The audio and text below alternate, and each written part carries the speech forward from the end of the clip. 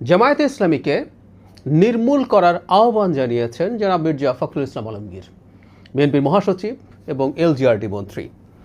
এই রকম একটা কথা জামায়াতের যে ইকোসিস্টেম আছে অনলাইনে, খুবই ভাইব্র্যান্ট একটা মিসইনফরমেশন এবং ডিসইনফরমেশনের ইকোসিস্টেম আছে, তারা ভীষণ ছড়ালো।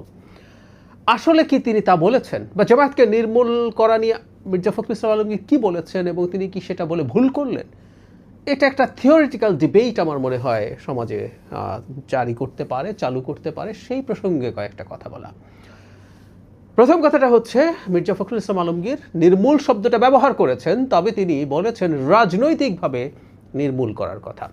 কনটেক্সট আছে, আমি একটু সময় লাগলেও উনি আসলে এক্স্যাক্টলি কি বলেছেন একটু পড়া দরকার, তারপর আমার মনে হয় আমাদের বুঝতে সহজ হবে।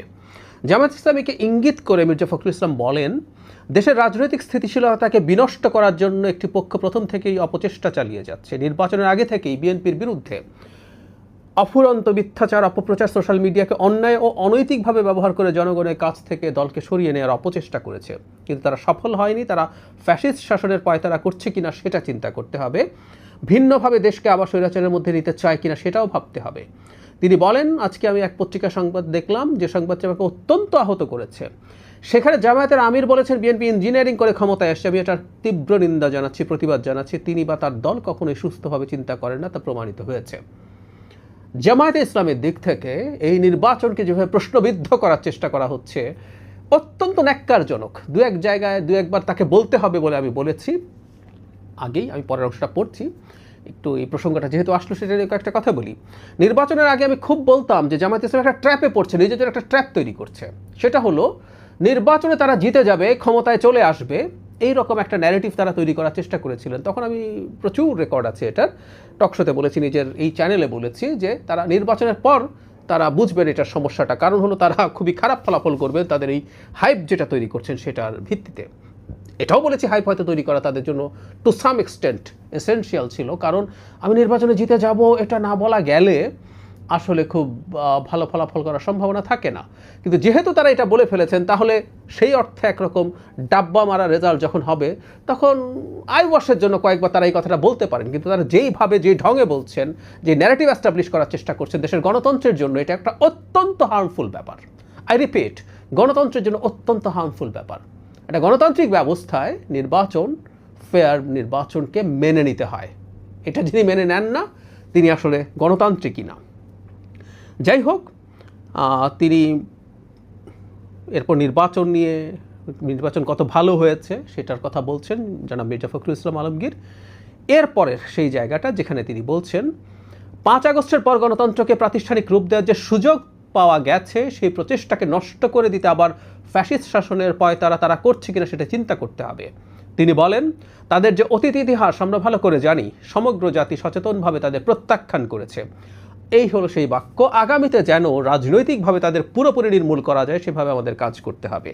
সো উনি একটা এক্সপেকটেশনের কথা জানিয়েছেন। কেউ কেউ বলতে পারেন নির্মূল শব্দটা নিয়ে হয়তো কেউ কেউ প্রশ্ন করতে পারেন যে শব্দটা তার বলা ঠিক হয়েছে কি হয়নি।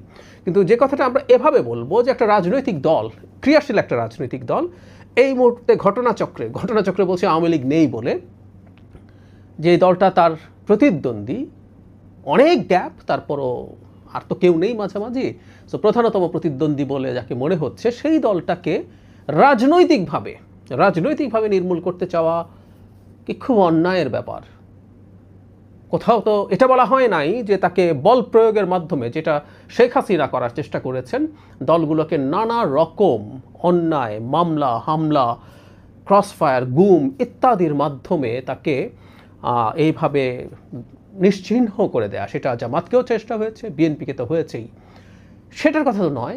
রাজনৈতিকভাবে মানে হচ্ছে রাজনীতির মাধ্যমে তো কোনো দল নির্মূল হয়ে গেছে আরেক দলের রাজনীতির সাথে টিকতে না পেরে। এর সমস্যাটা কোথায়? মজার ব্যাপার, বহু ফটোকার্ড ছড়িয়েছে যেখানে রাজনৈতিকভাবে শব্দটা সরিয়ে ফেলা হয়েছে। মির্জা ফখরুল ইসলাম আলমগীর, এখানে আমি দেখলাম জামায়াত এটার প্রতিবাদও করেছে। জামায়াতও কি সম্ভব হলে রাজনৈতিকভাবে বিএনপিকে নির্মূল করতে চাইতে পারে না? নির্মূল শব্দটা কঠিন, কিন্তু এটা রাজনৈতিকভাবে করলে প্রবলেমের কিছু আমি দেখি না। বিশেষ করে বিএনপির মতো একটা দল যার সাথে জামায়াতের মারাত্মক মতাদর্শিক সমস্যা আছে। আমি ব্যক্তিগতভাবে মনে করি মধ্যপন্থী একটা দল বিএনপি, সে মধ্যডানও না, জামাত অতি ডান এইটা বলতে গেলে আসলে প্রবলেম হয়। মুনাফেকি রাজনীতির কথা আমরা বলছি এই কারণে, আসলে এই দলটাকে আমরা চিনতে পারি না। নির্বাচন আগে প্রচুর কথা বলেছি যে দলটার বিভিন্ন পর্যায় থেকে ইসলামী শরিয়া কায়েমের কথা বলা হয়, মানে এটা ডানপন্থী গণতান্ত্রিক রাজনৈতিক দলও না। যে দলটা ইসলামী শরিয়া কায়েম করতে চায় বাংলাদেশে, সেটা ভালো কি খারাপ ইজ এ ডিফারেন্ট ডিবেট, কিন্তু যে চায় এই কনস্টিটিউশনাল ফ্রেমওয়ার্কের মধ্যে, এটা ইম্পসিবল। আমি বহুবার বলেছি যে আমাদের গঠনতন্ত্র যে কেউ পড়ে দেখবেন, এটা কোনোভাবেই একটা গণতান্ত্রিক ব্যবস্থায় কাজ করার উপযোগী গঠনতন্ত্রই না। সে একদিকে ওটা বলছে, বেহেস্তের টিকিট বিক্রি করছে একটা পর্যায়ে থেকে, আবার উল্টো সর্বোচ্চ পর্যায়ে থেকে তারা শরিয়া কায়েম করবেন না বলছেন। তাদের যে ম্যানিফেস্টো আছে তাতে মধ্যডান এক ধরনের ওয়েলফেয়ারের কথাবার্তা বলছেন বা মধ্যপন্থী আচরণ করছেন ইত্যাদি নানান একটা মানে গোজামিল দেওয়ার মতো ব্যাপার।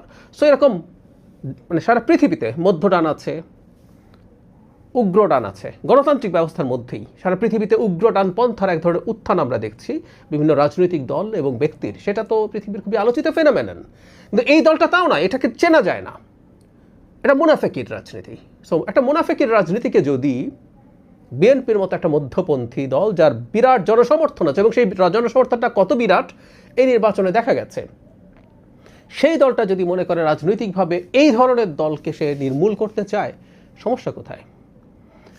উদার গণতন্ত্রে বিশ্বাসী বিএনপি নিশ্চয়ই গণতন্ত্রে বিশ্বাস করে বলেই সে চাইবে, তার এক্সপেকটেশন থাকবে বাংলাদেশের মাটিতে, বা আমি ব্যক্তিগতভাবে চাইব বাংলাদেশের মাটিতে আসলে আরেকটা উদার গণতান্ত্রিক রাজনৈতিক দল হবে।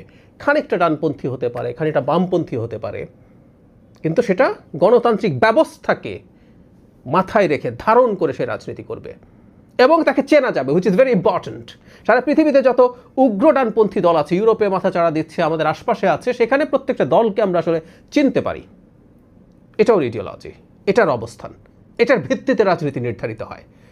যে মুনাফিকের রাজনীতি জামায়াত ইসলামী বাংলাদেশে করছে, সেই দলটাকে আবারও বলছি রাজনৈতিকভাবে নির্মূল করার কোনো সমস্যা তো আমি দেখি না, যদি কেউ সেটা এক্সপেক্ট করেন।